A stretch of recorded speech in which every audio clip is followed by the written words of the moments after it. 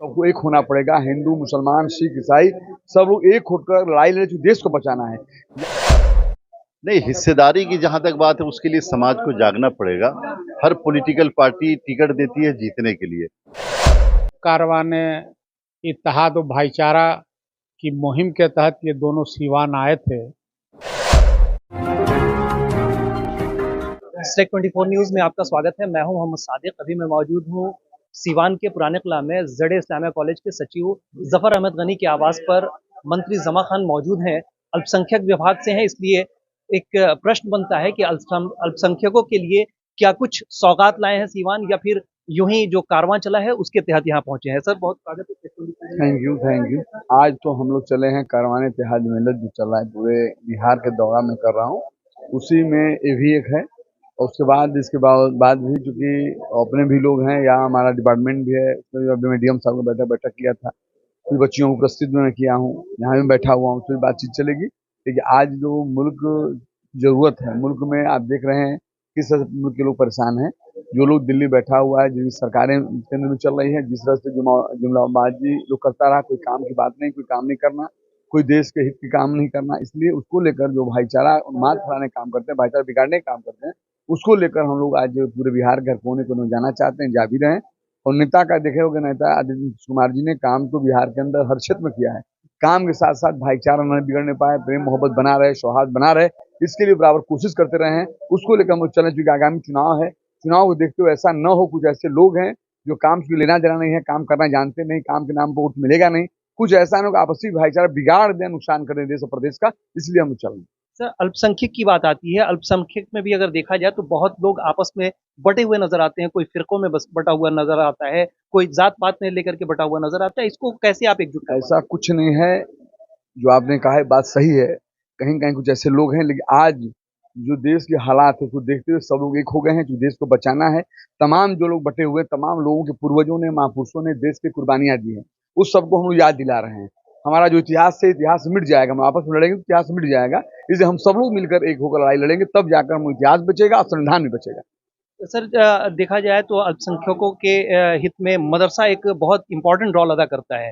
क्या लगता है आपको कि सिर्फ मदरसे के बच्चों के हाथों में कुरान होना चाहिए, या फिर मॉडर्न एरा की तरह से उनके हाथ में भी लैपटॉप और दीगर? हमारे नेता ने व्यवस्था कर दी, जो आप जानते हैं, कुरान तो जरूरी हो तो हाथ में होगा ही होगा, लेकिन एक हाथ में आप भी जानते हैं हमारे नेता ने कर चुके हैं, लैपटॉप भी रहेगा, पूरी पढ़ाइयाँ हो रही हैं, जो व्यवस्था मिडिल में प्राइमरी में है उसमें मदरसा में हो रहा है, जो डिग्री वहाँ मिले यहाँ भी मिले, ये सारी व्यवस्थाएं हम लोग कर रहे हैं, क्योंकि आज जरूरत है, कुरान तो जरूरत है, वो तो दिल में रहा है, वो तो होगा ही होगा, उसके साथ साथ ये जरूरत है, इसमें हासिल करना पड़ेगा ताकि हम कोई राय ले सकें। सर, जिस तरीके से मदरसे के जो टीचर्स हैं वो काफ़ी परेशान रहते हैं। उनकी सैलरी बार-बार रोक दी जाती है, कभी जाँच के नाम पर, कभी किसी कमेटी के नाम पर। इसको लेकर के क्या? कुछ सैलरी जो रोकी गई थी, हमें लगता है 60-70% सैलरी मिल रही है। आप भी जानते होंगे, अभी मैं हाल में मैंने सीएम साहब से मुलाकात हमने किया था इस पे।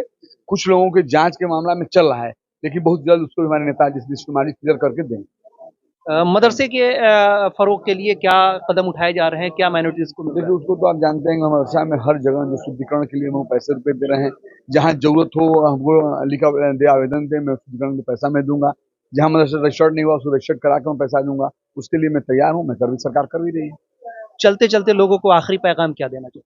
आखिरी पैगाम जो आज हम लोग जिस मकसद से आए हुए हैं, उसके लिए मैं गुजारिश करूंगा कि इस समय हालात ठीक नहीं है, सबको एक होना पड़ेगा। हिंदू, मुसलमान, सिख, ईसाई सब लोग एक होकर लड़ाई लड़े तो देश को बचाना है।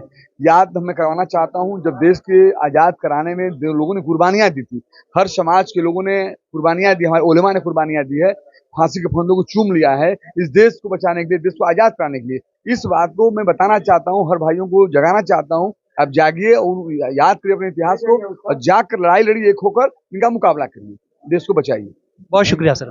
Thank you. ये थे हमारे साथ जमा खान मंत्री, जिन्होंने कहा कि एकजुट होना अभी हमारी प्रायोरिटी है, क्योंकि देश जिस तरीके से अभी नफरतों के दौर में तेजी से बिखर रहा है, उसको एकजुट करना हमारा फर्ज बनता है, और हमें कोशिश करनी होगी कि आपसी जो भाईचारगी है उसको बनाए रखें और बना करके देश को मजबूत करें। हमारे साथ खालिद अनवर साहब भी मौजूद हैं। खालिद अनवर साहब, आप भी निकले हुए हैं इस कारवां में, क्या कुछ कहेंगे?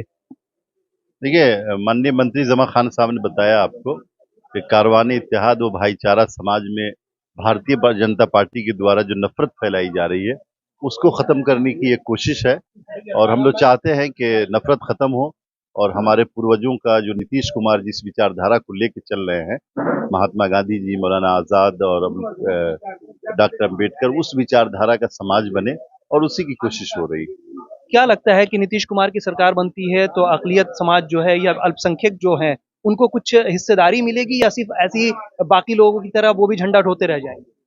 नहीं, हिस्सेदारी की जहाँ तक बात है उसके लिए समाज को जागना पड़ेगा। हर पॉलिटिकल पार्टी टिकट देती है जीतने के लिए, कोई पॉलिटिकल पार्टी हारने के लिए टिकट नहीं देती है। तो उसके लिए तो हमें समाजी तौर पे जागरूकता फैलानी पड़ेगी कि अपने लोगों को कैसे सियासत में मजबूत किया जाए और नीतीश कुमार को वोट दें न दें वो तो हिस्सेदारी देते हैं सभी को। इंसाफ के साथ तरक्की उनका नारा है, शुरू से रहा है। तो इससे वोट का कोई ताल्लुक नहीं है, नीतीश कुमार जीतेंगे और जो भारतीय जनता पार्टी के अनडेमोक्रेटिक डिसीजंस हैं उसको रिव्यू किया जाएगा और सभी सभी समुदाय के लोगों को बराबर की हिस्सेदारी मिलेगी। जिस तरीके से मुस्लिम समाज एजुकेशन में बहुत पीछे है, एजुकेशन को लेकर के आप लोगों का क्या मुहिम रहेगा, क्या कुछ करेंगे?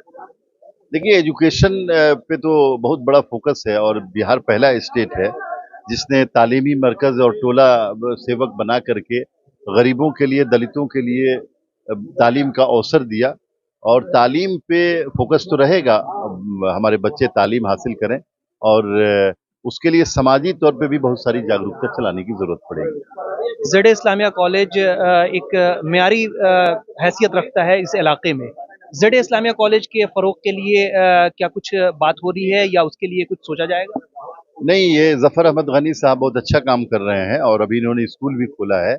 तो तालीमी बेदारी के लिए इनका काम सराहा जा रहा है, बल्कि हम लोग इनको प्रमोट भी कर रहे हैं कि और भी ज़िला के और इलाके में, सिवान के और इलाकों में भी ये काम करें और एक ग्रुप तैयार करें जो तालीम के लिए काम करे, समाज के लोगों के साथ बैठें, बात करें और हम लोग इनकी हिम्मत अफ़ज़ाई करते हैं। नीतीश कुमार के बहुत ख़ास लोगों में से हैं और नीतीश कुमार भी इनको बहुत पसंद करते हैं।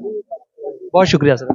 थैंक हमारे साथ ज़ेड इस्लामिया पीजी कॉलेज के सेक्रेटरी ज़फ़र अहमद गनी साहब मौजूद हैं और आज इनके आवास पर मंत्री ज़मा खान और साथ ही साथ एमएलसी खालिद अनवर पहुंचे हुए थे। क्या कुछ मामला था, सीधे जानने की कोशिश करते हैं। इन दोनों लोगों से मेरे ज़ाती ताल्लुकात पहले से रहे हैं और चूंकि हम भी जनता दल यू से जुड़े हुए हैं, उसी सिलसिले में जब कारवाने इत्तेहाद और भाईचारा की मुहिम के तहत ये दोनों सीवान आए थे तो हमने चाय पर इन दोनों को मधु कर दिया था और उसी सिलसिले में ये दोनों हमारे घर पर आए थे। हमारी बात खालिद अनवर साहब से हुई। उन्होंने कहा कि हमने आपसे इस चीज़ के लिए रिक्वेस्ट की है कि जिस तरीके से आप एक बेहतरीन इदारा सीवान के इलाके में चला रहे हैं, इस तरह से और भी जगहों पर इसकी शुरुआत की जाए, उसको लेकर के क्या कुछ बात है? ऐसा है कि हम लोग जो सीवान में इदारा चला रहे हैं तो उस इदारे का और बिहार के तमाम जो अक़लियती तालीमी इदारे हायर एजुकेशन के हैं, उन सब का जो फेडरेशन है, बिहार फेडरेशन ऑफ अक़लियती तालीमी इंस्टीट्यूशन, उसका भी मैं सेक्रेटरी हूँ और उसके ज़ेर एहतमाम पूरे बिहार के जो अक़लियती तालीमी इदारे हैं उनके मसाइल पर हम लोग मिलजुल के बातचीत करते रहते हैं और जो भी ज़रूरी होता है हम लोग करते रहते हैं। अभी पटना हाई कोर्ट से हम लोग मैंने खुद हमने जो केस फाइल किया था उस सिलसिले में जो हुकूमत के ज़रिए बार बार या यूनिवर्सिटियों के ज़रिए रखना डाला जाता था, अप्रूवल के नाम पर जो शोषण होता था, उसको पटना हाई कोर्ट के ऑनरेबल चीफ जस्टिस और जस्टिस रविंद्रन ने कालादम करार दे दिया है और उन्होंने कहा है कि इसकी ये जो है वो हिंदुस्तानी आइन की दफ़ा 30(1) को इन्फ्रिंज करता है। तो ऐसी हालत में लड़ाई तो हम फिर इस सिलसिले में आइंदा 10 सितंबर को पटना के हारून नगर में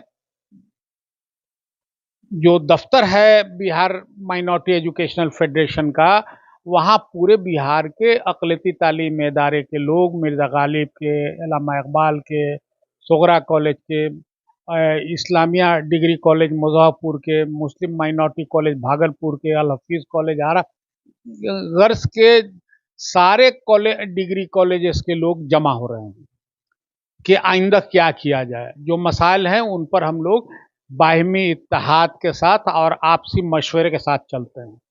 बहुत शुक्रिया सर हमसे बात करने के लिए।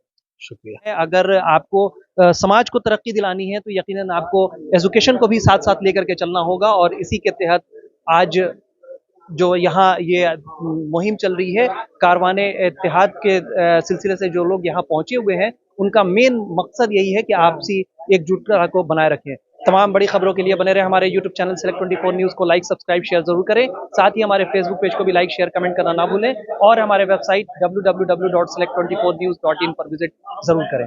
सरदर्द, मिर्गी, नशा, भूलने की बीमारी, अत्यधिक गुस्सा आना, घबराहट एवं नस की समस्याओं से अगर आप भी हैं परेशान तो मिलिए शहर के मशहूर साइकाट्रिस्ट डॉक्टर पंकज कुमार गुप्ता से। हमारा पता है डॉक्टर रामाजी चौधरी से 100 कदम पूरब, doctors colony Bahadiya road Siwan. संपर्क नंबर 85 399 43 151।